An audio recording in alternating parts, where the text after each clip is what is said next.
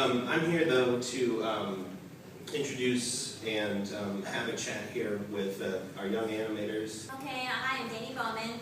I'm 18 years old. I'm a high school student. I'm a senior in high school, and I have autism. We must never let anything stand in the way of our dreams. Not your disability, not your social wealth, and not anything. It doesn't matter what. It doesn't matter if you're rich or poor. You must always find a way to make your dreams come true. And as for me, I, like Dani, have autism as well. When I was 2, my doctors told me I could speak, I could read, I could write, and I could communicate. And my first interest in animation began when I was like 10. I was a huge Simpsons fan then. And I think Itchy and Scratchy, the show within the show, got me into the animation field. So we have a unique opportunity here to look inside the creative process of these unique and talented individuals. And so I guess I'd like to have that be my first question, and maybe to your work. Can you take us a bit inside your production process in the beginning stage? Like, how would you begin a project? Every different types of films start with an idea. And once the idea was brainstormed and did it correctly, they will start writing down. Everything is done on the script. All the treatments are written before the screenplay starts. And once you write down the screenplay, as the screenplay is done and finished, everything starts with storyboard and voiceover works, and some voiceover as the storyboard department goes by. And once the storyboard is finished, and while the voiceovers are done, they'll put together and put them into an animatic. And once the animatic is correct and finished, the person will start doing the animation. And once the animation is done, people can start adding some sound effects, anything like that. Any sound effects for the final piece. And once everything is put together, you'll get a film. Thank you. I'm curious about your process, sir. How would you begin a project as ambitious as the films that you've been showing here? Well, this doesn't just go to animation. This extends to live action as well. But like sometimes, like Dani, I'm very validity driven.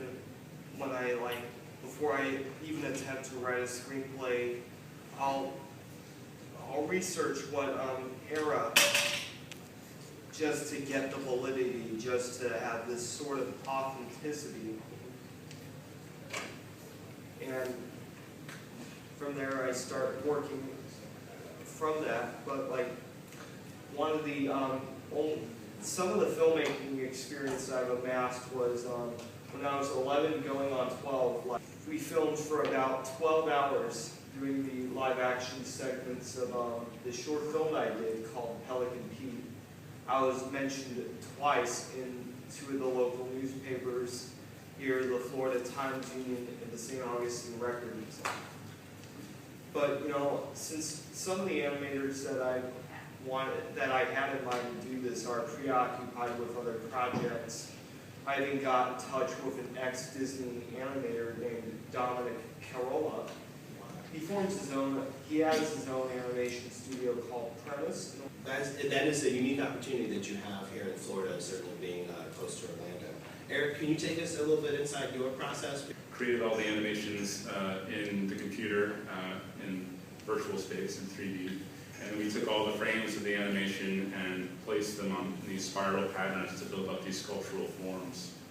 And then we printed those sculptures on 3D printers and hand-painted with 3D prints. So it was kind of a mix of computer animation, sculpture, and also hands-on techniques and textures.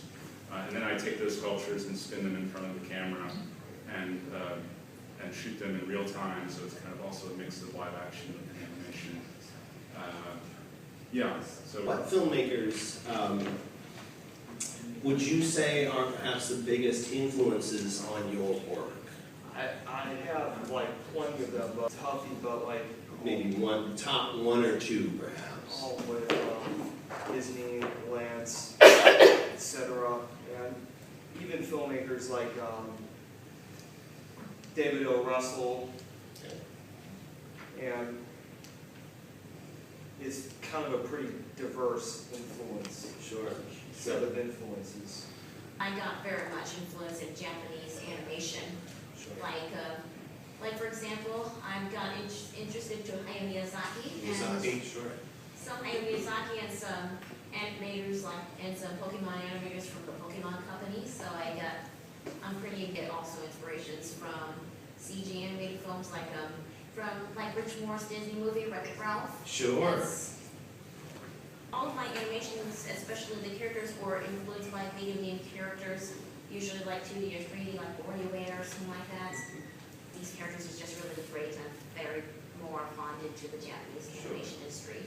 It's interesting to note the impact of Japanese animation and comics and culture in the West over the last couple decades, and certainly video gaming and gaming characters, and the interesting sort of crossroads that they can make into other media.